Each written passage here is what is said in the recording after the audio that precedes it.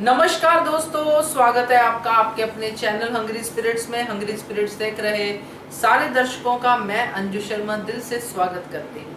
तो आ गई हूँ आपका फेवरेट वीडियो लेके, अनुपमा का पब्लिक वॉइस वीडियो। जी हाँ, आपको भी सबको आज का एपिसोड बहुत अच्छा लगा, खास करके वो पार्ट जिसमें अनुपमा और अनुज के मिलन की बात है। जी हाँ, प्रोमो भी बड़ा अच्छा रिलीज हुआ है जिसमें अनुपमा अनुज दोनों ही तैयारी कर रहे हैं एक दूसरे को मिलने की। तो दिल तो धक धक कर रहा है और ये धक धक आपके ऑडियोज में भी सुनाई दे रही है। चलिए शुरू करते हैं सिलसिला, मगर पहले नंबर शेयर कर लें। जिस नंबर पे आपने अपना ऑडियो या वीडियो भेजना है वो नंबर है 9833155523। और अब शेयर करती हूँ कि आपको चैनल सब्सक्राइब करना है जिन्होंने अभी तक नहीं किया है, साथ में बेल आइकन भी दबाना है ताकि आपको हमारे वीडियोस के नोटिफिकेशन मिलते रहे। चलिए अब शुरू करते हैं ऑडियोस का सिलसिला। सबसे पहले सुनते हैं ये वाला ऑडियो। हेलो अंजू जी, कल के लिए सॉरी।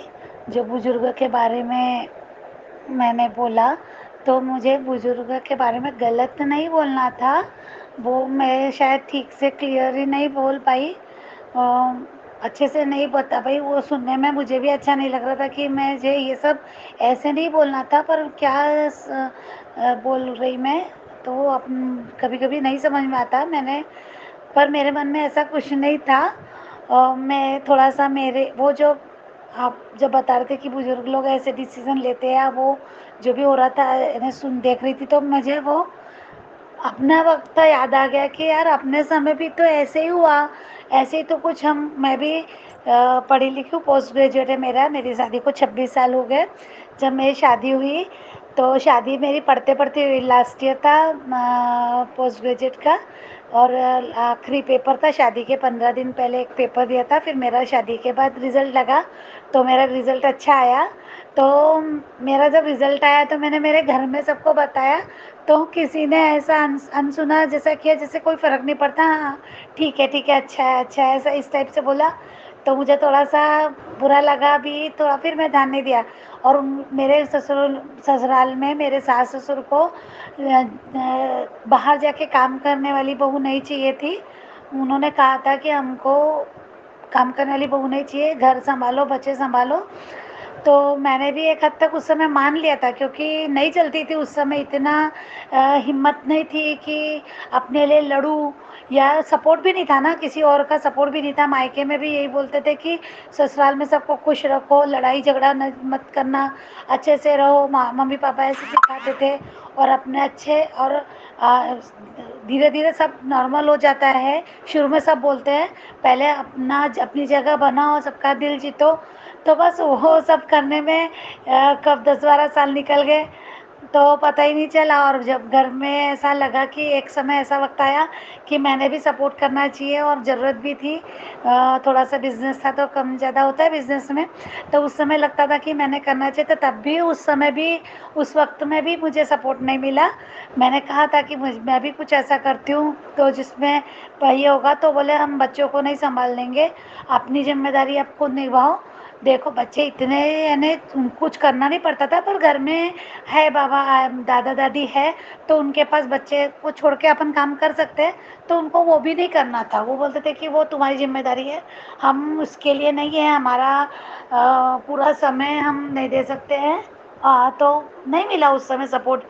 और अगर मायके जाके रखते हैं तो मम्मी पापा तो नहीं रहते, मम्मी शादी के बाद गई और पापा शादी के पहले गए थे, तो वहाँ पे नहीं था। पर फिर भी वहाँ पे अगर रखा भी होता जाके भाई भाई भाभी के पास, तो ये भी पट सब में इनको अच्छा नहीं लगता था, उनका ईगो हर्ट होता था कि मायके जाके क्यों रख रहे हो बच्चों को।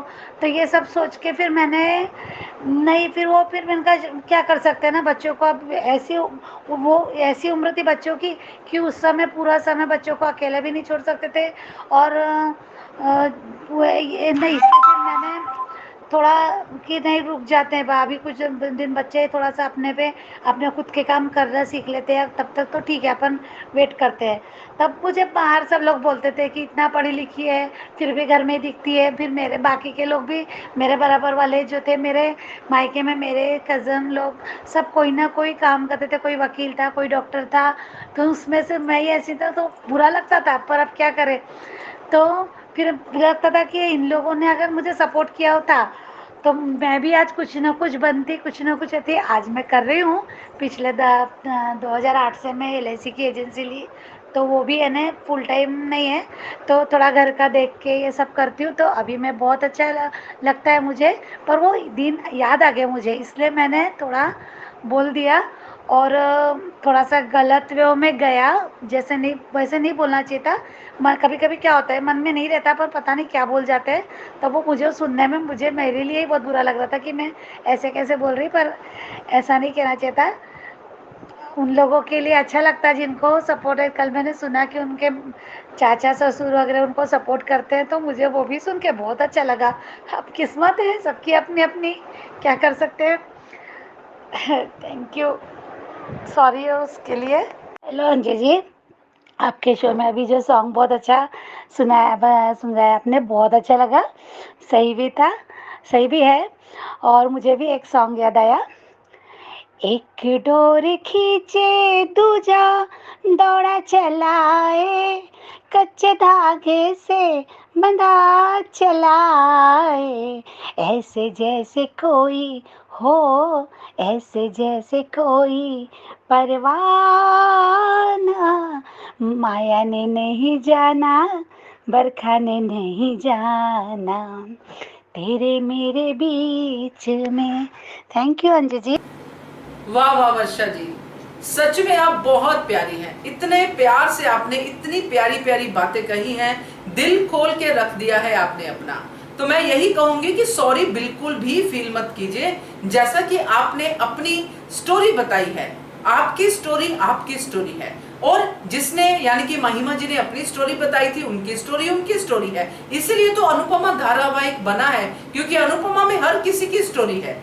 तो आपको बिल्कुल भी सॉरी फील करने की जरूरत नहीं है। आपने कल भी अपनी बातें सही कही थी, आज भी सही कही हैं। तो बिल्कुल मत सोचिए कि सॉरी बोलना है, मैंने कुछ गलत कह दिया, बिल्कुल भी नहीं। ये प्लेटफॉर्म उसी के लिए है। मगर हाँ, आपने बुजुर्गों के बारे में जो कहा है वो आपने अपने एक्सपीरियंस से कहा है, तो बिल्कुल भी कहने का मतलब मेरा ये है कि आप टेंशन मत लीजिए। और बहुत चिल करके आपने, जैसे अगला ऑडियो जैसे आपने भेजा है जिसमें आपने गाना भी सुनाया है, और बहुत प्यारा गाना सुनाया है, बरखा और माया को लपेट के, बहुत ही प्यारा है। क्रिएटिव काम किया है आपने।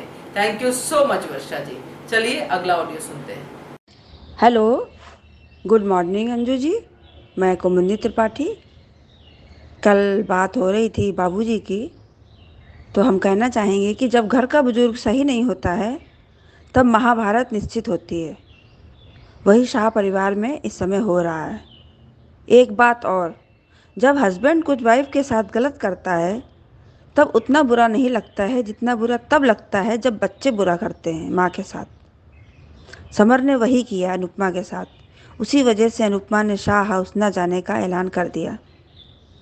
रही बात ट्रस्ट की, हस्बैंड वाइफ की आपस में, तो 80% हस्बैंड यही करते हैं जो अनुज कर रहा है। अनुपमा की शाह हाउस में ज़रूरत रही तो हर घर की यही कहानी है। कहा गया है कि इंसान का काम प्यारा होता है, चाम नहीं। और अनुपमा सबके साथ अच्छा करती है, करना भी चाहिए। मेरे बाबा जी कहते थे कि दुष्ट अपनी दुष्टता न छोड़े तो सज्जन को अपनी सज्जनता नहीं छोड़नी चाहिए। आज का सीरियल तो हम पूरा नहीं देख पाए, थोड़ा थोड़ा देखा है कि बरखा कैसे सबको मैन्युपुलेट कर रही है, चाहे अनुज हो या अधिक। किंजल में आज वनराज को अनुपमा दिख रही है। अब वनराज को अनुपमा की बहुत चिंता हो रही है। वनराज को अनुपमा ने बहुत सही जवाब दिया, अच्छे से जवाब दिया।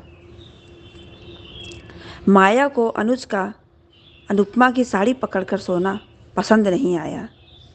माया क्या जाने प्यार क्या होता है। प्यार करने वाले चाहे जितना भी दूर हों, पर प्यार हमेशा दिल में होता है। प्यार उसे करो जो तुमसे प्यार करे, खुद से भी ज़्यादा तुम पर एतबार करे। तुम बस एक बार कहो कि रुको 2 पल, और वो उन 2 पलों के लिए पूरी ज़िंदगी इंतज़ार करे। और इधर अनुज की तबीयत खराब है तो अनुपमा को बेचैनी हो रही है। ये है दिल का कनेक्शन। अनुपमा को भी अनुज का कपड़ा लेकर सुकून आ गया। अनुज पुकार अपनी अनु को ही रहा है, और छोटी अनु का समझ में नहीं आ रहा है। माया से पूछ रही है फ़ोन करने के लिए। अरे अनुज के फ़ोन से अनुपमा को फ़ोन तो कर ही सकती है, पर नहीं, वैसे तो बहुत होशियार है, लेकिन इस समय उसको क्या हो गया है पता नहीं। अनुपमा थोड़ा घबरा रही है कि बच्चे मतलब आज उसका पहला दिन है, पर सब ठीक होगा, क्योंकि संघर्ष में आदमी अकेला होता है, सफलता में दुनिया उसके साथ होती है। जब जब जग उस पर हंसा है, तब तब उसी ने इतिहास रचा है। अब आगे सीरियल में देखते हैं क्या होता है। धन्यवाद। सही बात कही आपने त्रिपाठी जी की। छोटी अनु खुद क्यों नहीं फोन कर सकती है अनुपमा को? माया को क्यों कहती है कि फोन कर लूं? अनुज का फोन उठाए और कर सकती है, क्योंकि इतनी तो हमने छोटी अनु को एक्टिव देखा है। मगर पता नहीं क्या चक्कर है, छोटी अनु को फोन करने की इजाजत अभी नहीं मिली है। तो खैर आगे देखेंगे। थैंक यू सो मच आपके ऑडियो के लिए। चलिए अगला ऑडियो सुनते हैं। गुड आफ्टरनून रंजू मैम, महिमा गोयल। सच में आपने ठीक कहा है कि लौट कर आया अनुज अहमदाबाद, देखकर ही अच्छा लग गया। और सब अपना अपना पापड़ सेकने में लगे, कभी बरखा, कभी माया, तो कभी वनराज। सबको मुंह तोड़ जवाब दे रही है अनुपमा। हाँ, अनुज को धीरे धीरे रियलाइज हो रहा है, हो जाएगा। अपनी जान से मिलने के लिए कौन ही तड़पता है, सब तड़पता है। अनु, छोटी अनु अपनी माँ की साड़ी के पल्लू पकड़कर, साड़ी ओढ़ के सो रही है, और अनुज उनका साड़ी का पल्लू पहन के सो रहे हैं। उन्हें बुखार हो गया तो भगवान जी से प्रे कर रहे हैं कि ठीक हो जाए, मेरे अनुज ठीक रहे जहाँ भी है वो। सोचिए, आपने ठीक कहा है कि प्यार का कनेक्शन प्यार का ही होता है, वो दिल का, रूह का कनेक्शन होता है। I am very impressive. बहुत खुशी लगी, इतने दिन बाद कुछ तो पॉजिटिव दिखाया गया। अब एक बार एक दूसरे के गले मिल ले, अच्छा से बातें हो जाए, मिसअंडरस्टैंडिंग दूर हो जाए, तब तो मज़ा ही कुछ और है। और एक चीज़ कहना चाह रही हूँ, खुशियों में खुशियाँ आ जाती है, जिसमें प्यार होता है वो करीबी आ जाती है, भले वो दूर है, पर दिल का कनेक्शन दिल से ही रहता है। हमें तो राधा कृष्णा सीताराम का पलों में बहुत याद आता है। जब सीता जी को दूर होना पड़ा राम जी से, वही वाला बात याद आ गया कि 14 बरस नहीं कम से कम कुछ दिनों के लिए सीता और राम अलग हुए। I am very impressive. बस इतना ही कहूँगी, उससे ज़्यादा तो नहीं बोलूँगी आज। बहुत प्यारा, बहुत अच्छा लगा देख के। हाँ, बाकी अब भैया अपनी माँ की हो गई है, समर को अभी समझ नहीं आ रहा है। समर को भी थोड़ा दिन में समझ में आ जाएगा कि सब कोई मम्मी के पीछे पड़े थे और मैं ही मम्मी का बात नहीं माना, जो मैं अच्छा बेटा होकर भी नहीं दिखा पाया। जब पाकी सुधर सकती है, पारितोष को रियलाइज़ हो सकता है, तो समर को भी रियलाइज़ हो जाएगा, क्योंकि डिम्पी का नज़रिया अभी समझ में नहीं आ रहा है। जब प्यार का रंग धीरे धीरे दिखेगा तो अपने समझ में आएगा कि मुझे भड़काने की कोशिश की जा रही है मम्मी के लिए, तब वो शायद एक्शन लेगा। फर्स्ट टाइम ऐसा ही होता है कि जब प्यार का रुतबा चढ़ता है ना, तब माँ बाप को भी बच्चे भूल जाते हैं कि मेरे माँ बाप गलत है। जब पास में आ जाते हैं, जब उनकी रूह रूह को देखते हैं, संभालते हैं, समझते हैं, तब उनके उसका हकीकत सामने दिखाई देता है कि मेरी होने वाली फियांसी के मन में ये सब भी चल रहा है मेरी माँ के लिए। तब उन्हें अपनी गलती का एहसास होगा, और फिर शायद देर तो हो जाएगी, पर उसकी माँ उसको अब कभी माफ़ नहीं कर पाएगी। समर को जिस तरह से वो प्यार करती थी और क्या करती है, बस वही कहना चाहूँगी कि समर थोड़ा सा सब्र कर लेते, थोड़ा सा अपनी माँ को समझ लेते, तो शायद बहुत अच्छा होता। और एक चीज़ कह रही हूँ, अंकुश ने अनुज को बुला तो लिया है, थोड़ा डर है, 1% डर है, 99% तो डर नहीं है। 1% डर है कि प्रॉपर्टी लेने के लिए बुलाया गया है, और शायद मिसअंडरस्टैंडिंग और बढ़ाने के लिए बढ़ाया गया है। बुलाया गया है। अब ये कुछ भी मान एक बार एक हो जाए, एक बार दिख जाए कि हाँ, एक बार मिसअंडरस्टैंडिंग ख़त्म हो जाए और छोटी अनु वापस आ जाए, क्योंकि छोटी अनु को वो छोड़ कर आए हैं अहमदाबाद। वो मुंबई नहीं छोड़ के आना चाहिए था, बल्कि अहमदाबाद लेकर आना चाहिए। छोटी अनु अगर मिल लेती तो सारा बात वहीं ख़त्म हो जाती। इसलिए प्लीज़ मेकर्स हमारे मान को मिला दीजिए। महिमा जी आज बहुत खुश हैं, बहुत ही प्यारी हंसी महिमा जी की उनकी ऑडियो में सुनाई दी है। थैंक यू सो मच इतनी ब्यूटीफुल हंसी के लिए। और मान तो अब मिल ही जाएंगे महिमा जी, आपके दिल की मुराद और बाकी सबके दिल की मुराद भी पूरी हो जाएगी। धन्यवाद आपके इतने प्यारे ऑडियो के लिए। चलिए अगला ऑडियो सुनते हैं। Good morning Anju ma'am. आज का एपिसोड मैंने देखा, अनुपमा को खुश देख के बड़ा अच्छा लगा। अनुज भी अनुपमा के बारे में सोच रहा है, उसकी साड़ी का पल्लू पकड़ के, पर माया कितनी दुष्ट है, उसके साड़ी का पल्लू छुड़ा छुड़ा कर रही है। ऐसा थोड़ी होता है, प्यार करने वाले कभी एक दूसरे से जुदा नहीं होते। मेकर्स ने यही दिखाना चाहिए इन दोनों को। प्यार पे से विश्वास उठ जाएगा। और माया जैसी औरतों पे कभी थोड़ा बहुत भी अगर कोई विश्वास करेगा, पर अगर ऐसा दिखाएंगे तो कोई विश्वास नहीं करेगा, कोई नहीं करेगा। कोई अपने पास ये नहीं, एकदम ट्रस्ट किसी के ऊपर ये नहीं होगा। और दूसरी शादी के ऊपर से विश्वास उठ जाएगा लोगों का।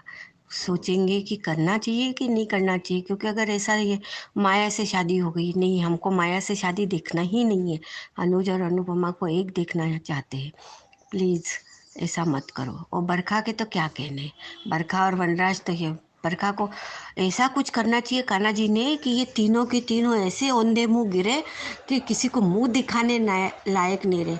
माया की तो वाट लगा देनी चाहिए, बिल्कुल ऐसा कहना चाहिए। मुंबई भाषा में कहते हैं ना, वाट लगा दो, साला वाट लगा दो बरखा और माया की तो। पर प्लीज़ अब इन दोनों को मिला दो, इन दोनों को ये कर दो, पास कर दो। इतना प्यार है, इतना ये है।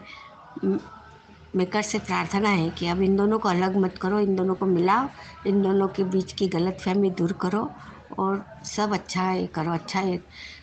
और वनराज के तो क्या कहने, बरखा ने हद कर दी। अधिक सुनने के बाद भी कुछ नहीं बोलता है। समर ने भी सुना, डिम्पी ने भी सुना, फिर भी कुछ नहीं बोला। पाखी का समझ पड़ रहा है कि थोड़ा बहुत अपनी माँ की तरफ ये करती है। बेटियों को रहता है थोड़ा बहुत माँ का, पर प्लीज़ प्लीज़ प्लीज़ अनुपमा और अनुज को अलग मत दिखाओ। बहुत हो गया, अब बंद करो इरिटेट करना प्लीज़। वाट लगा दो बरखा की। वाह रेखा जी, आपके मुंह से ये शब्द सुन के बड़ा अच्छा लगा, वाट लगा दो। और आपने ये भी कहा और बहुत सही कहा कि अनुज और माया की शादी कोई भी देखना नहीं चाहता है, और मुझे लगता है ऐसा होगा भी नहीं। अगर खुदा ना खास्ता ऐसा हो भी जाता है तो हालात कुछ इस तरह के होंगे तो ये प्यार वाली शादी तो नहीं होगी, हाँ मजबूरी वाली हो सकती है, मगर ऐसा होगा नहीं, ऐसा मुझे लगता है, क्योंकि बहुत जल्दी अब मान मिलने वाले हैं और मिलकर इन सब की वाट लगाने वाले हैं। तो thank you so much Rekha ji आपके ऑडियो के लिए। ये थे दोस्तों आज के ऑडियोज। कैसे लगे आपको? आपका भी मन करता है ये सब सुन के अपना ऑडियो भेजने का या वीडियो भेजने का? तो नंबर है 9833155523। इस नंबर पे भेजिए, बनिए हिस्सा अनुपमा के पब्लिक वॉइस वीडियो का। Thank you so much for watching hungry spirits channel. Subscribe to our channel by clicking the subscribe button. Click the bell button and enjoy the latest uploads from our channel.